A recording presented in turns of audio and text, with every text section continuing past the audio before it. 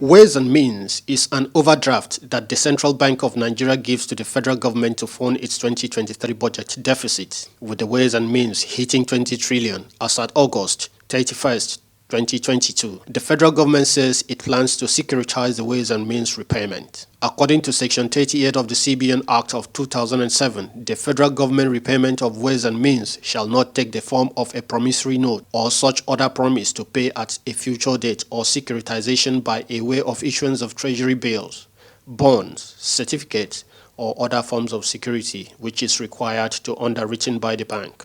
However, at the public presentation of the budget, the minister said the country is not planning on restructuring its debt as it remains committed to meeting its domestic and external debt obligations.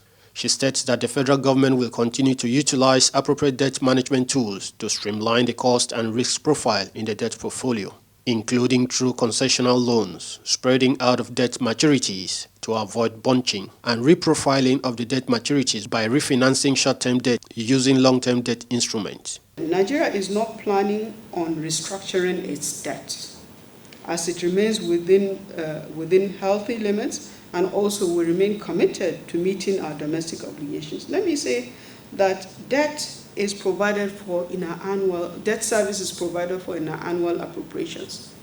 And also in terms of disbursement of funds, it is a first line charge. So that is how we've been able to continuously ensure that we meet our domestic as well as foreign debt service obligations. The federal government will continue to utilize appropriate debt management tools to streamline the cost and the risk profile in the debt portfolio, including leaning more on concessionary loans, spreading out of maturities to avoid bunching so that you don't have too many instruments maturing at any particular point in time, and also reprofiling the maturities by refinancing short-term loans to long-term debt instruments.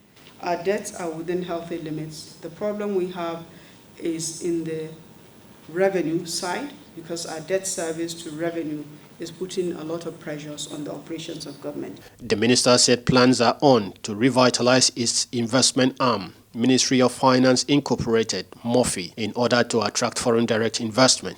According to her, with over 30 trillion naira in its asset books, the MOFI will be relaunched to gradually wean itself off massive borrowing. MOFI has been existing since, too many years ago, with the same laws, and has gradually become quite inefficient, to be honest. So we have got Mr. President's approval to reinvigorate MOFI. We've done a lot of studies and reviews.